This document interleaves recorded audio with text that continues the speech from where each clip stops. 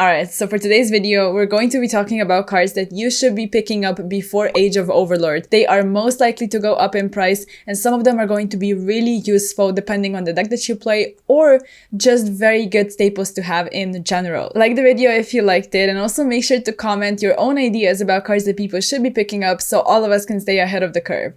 Alright, so starting off with the first card. The first two cards I want to actually read out loud because they really haven't been used, but they are going to be really good. So Spellbound is the first one I want to talk about, and it basically says that all face-up monsters your opponent currently controls cannot be tributed or used as material for a fusion, synchro, XYZ, or link summon until the end of this turn.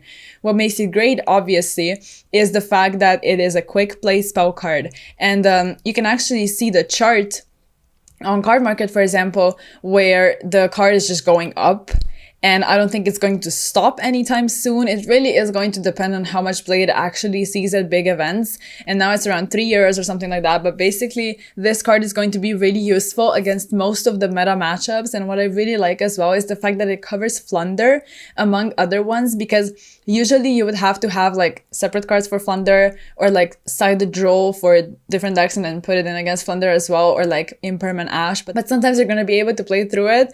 So with this card, you're kind of ensuring to, just have multiple ways of dealing with some of the top decks like Pearly, like Flunder. There's different ways of utilizing this card, and I feel like this is a playset that you have to pick up and just keep in your binder just in case. And moving on to the next card, Sinful Spoils of Subversion, Snake Eye. So this one I really like. It's going up, it's around €8 or something like that, almost 10. And of course I have, the amount in dollars on the screen as well, so you can sort of compare the two markets. But basically, I like this one because it just has such a cool effect of dealing with the opponent's monsters. So what this card says is, target one face-up monster on the field, place it face-up in its owner's spell and trap zone as a continuous spell. It's just such a great way of dealing with the monsters. It's like no destruction. It targets, but it doesn't destroy, and that's really rare actually, and it's just so cool. Like this type of effect, that type of removal, it is removal essentially. So what people are probably going to start doing is side this card if you're playing the Diabella Star Snake Eye package. So then this card might go up because it just got released, so we're not expecting a reprint. But it's such a good card to just put in your side deck and have an additional way of dealing with the opponent's stuff, because it's obviously searchable since it is a Sinful Spoils Snake Eye card. So that's great, and I do think it's gonna see play post Age of Overlord. So moving on to the next card, I wanted to talk about Dingirsu actually. Now, I'm not certain how much play this is gonna see, but like I checked it, and since it only has 2 printings and then the ulti one, and it's around €5 to €6, it might go up if people start playing it with the Horus stuff, because it is a rank 8. So immediately, once you see the Horus cards are level 8, it's like, you can do a ton with them, obviously, but Dingirsu is just such a cool generic way of like removal, and it's fairly easy to go into it with the Horus stuff. So we'll see how the format sort of like shapes up to be. But I did think it was like important to mention Dingirsu, and it's just such a cool card, I guess. Also brings back a ton of memories. So if we have a way of utilizing an Orcus card in the meta, I'm pretty sure people are going to be excited for it, and it's just really, really strong. So yeah, you can use Dingirsu if you want with the Horus stuff. Now moving on to a couple of deck cores, I wanted to talk about Manadium because it was just so successful actually. Like for Manadium, like beforehand, not seeing a lot of play, and now actually doing well at Dortmund, and like people start to turn to this deck. And we talked about this a ton already in my previous video, so I won't spend too much time, but essentially like some people cut hand traps, they move to the Trust and Talents package, or like some other cards as well. There's also players that just going second with like Sprite or something. But we don't really know what to play. It's really like everything is kind of up in the air. We're not exactly certain what to do. So then a deck like Manadium can shine if it goes through like, if it experiences matchups where, the opponent just doesn't have as many hand traps, because going first, this deck is able to establish a ton. The going second is the only thing that's a little tough, but even then you can probably mitigate that with some like non-engine and just sort of the way you play and really understanding your own deck. I think this deck has a ton of potential and it just keeps getting support. It's obviously getting the new, like, Kitkalos Synchro, basically, and the new Visa Starfrost. None of them are called that way, but you know which cards I'm talking about, and I'll have them up on the screen. And it's going to make the deck even better. So if we take a look at the Peaceful Planet Caladium, it's like around 23 or something euros.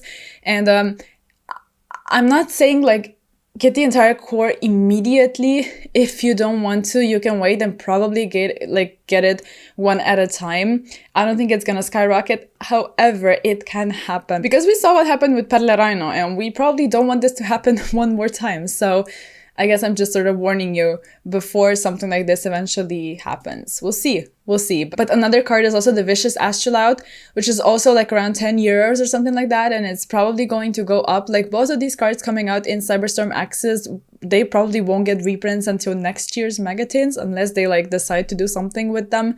But at that point, they might go up in price, you know, too much, and it's just gonna be so annoying and such a hassle to have to like get these cards later. So I'm just trying to, like I said, I'm trying to warn you before they go up. We have two more cards on the list. The next one is going to be Diviner of the Heralds. So if you're using Tier Elements, this is a card you have to be looking at because it's going up. Ever since the reprint in the 2022 Megatins, basically it was like, it had a decent price and then it started to go up and now it's like around 10, 11 euros. And again, it's just annoying to have to get a card if you know that it used to be cheap. It just feels really bad.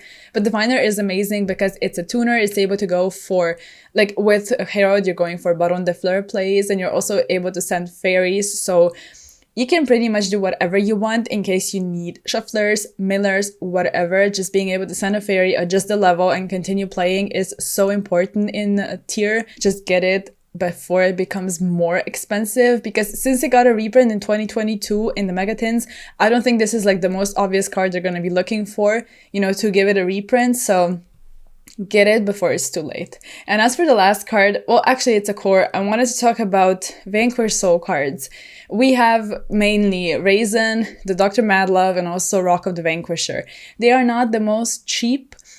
However, if you look at some of the cards, like they saw a spike pretty much and then they kind of settled down. So what's going to happen now is if the deck becomes more popular, because it is very well positioned in the meta, like I talked about already when it comes to this deck, it just might, you know, kind of skyrocket. We have seen it happen with different decks, or cores, I should say, coming out of side sets. Like it happened with Labyrinth, Runic, Punk. Like all of these cards are just going to become more and more expensive as the deck sees competitive success. So I guess with that in mind, if you want to purchase Vanquish Soul, because it just seems like a really cool deck that is also getting support in Age of Overlord, then you might want to do it sooner rather than later. That's all I'm saying. So basically, yeah, the deck seems to be quite cool. It can play a ton of non-engine that you can actually like utilize together with your engine. It is still struggling with consistency at times, but you're trying, you know, as best as you can with the cards that you're playing to mitigate that again. So, you know, decks are always going to have downsides,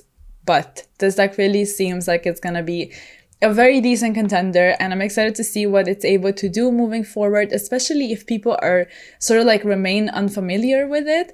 But we'll see. So those would be some of the cards that you probably have to pick up, really depending on what you want to play and invest into. But, you know, I'm only here to give you a couple ideas. So please share your own thoughts as well. Like the video if you liked it, and I'll see you in the next one.